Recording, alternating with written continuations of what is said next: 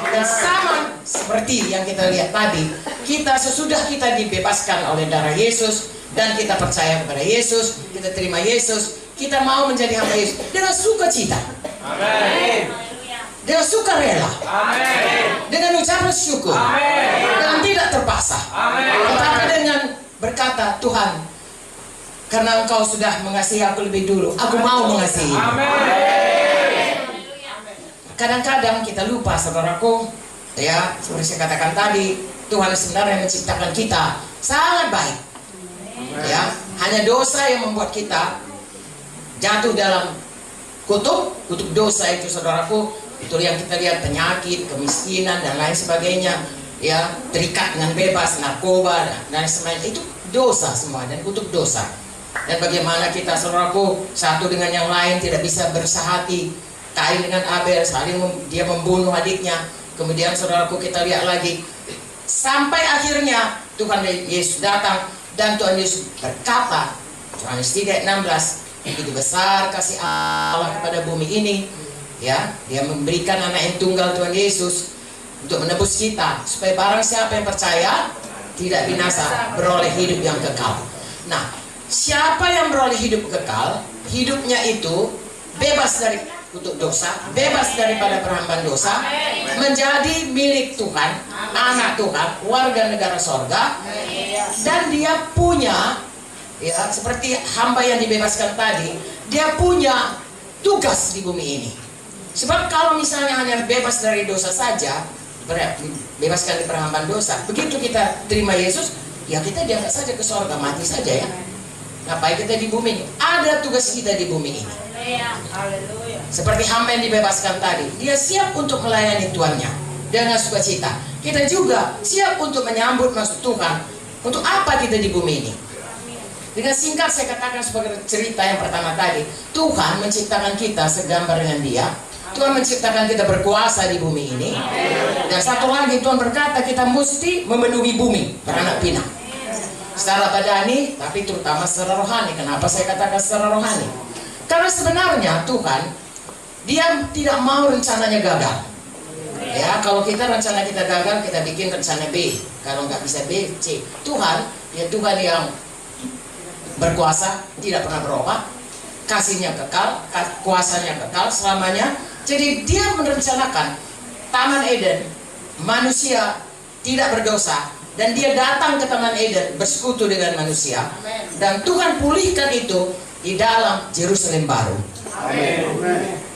Jadi antara kejadian 1, kejadian 2, Tuhan menghendaki manusia tinggal bersama Dia di Taman Eden, sampai Wahyu buku terakhir 21-22, Tuhan kembali membuat Yerusalem baru, di mana manusia yang sudah ditebus kemudian dibangkitkan kembali seperti Tuhan Yesus, segambar dengan Tuhan, dan kemudian tinggal di kota di mana tidak ada lagi dosa, karena setan sudah dicampakkan ke dalam lautan api selama-lamanya, dan Tuhan tinggal di situ. Nah, saudara baca Wahyu 21, Wahyu 22. Itu saya baca sedikit saja, ya. Wahyu 21. Saya dan saudara sekarang ada di antara Eden dan Yerusalem baru. Dan untuk itu saya dan saudara harus melayani Tuhan dengan sukacita. Ada rencana Tuhan bagi hidup kita yang kekal, dan kita melaksanakannya dengan sukacita. Haleluya. Langit baru dan bumi baru, Wahyu 21.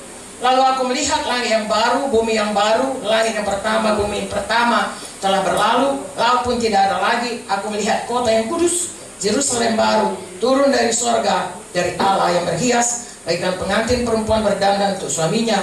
Lalu aku mendengar suara nyaring dari tahta itu berkata, lihatlah, kemah Allah ada di tengah-tengah manusia, dan Ia akan diam bersama-sama dengan mereka. Mereka akan menjadi umatnya, dan Ia akan menjadi Allah mereka, dan seterusnya. Jadi Yerusalem baru, ya, seperti Taman Eden yang diciptakan Tuhan, tetapi dirusak oleh dosa. Tuhan menciptakan Yerusalem baru. Kemudian di situ ada umat Tuhan, ada Tuhan ada bumi baru, langit baru yang bebas dari dosa. Ya, kenapa orang, saudaraku, mau narkoba? Kenapa orang mau seks bebas? Kenapa orang mau berjudi, minum keras dan lain sebagainya?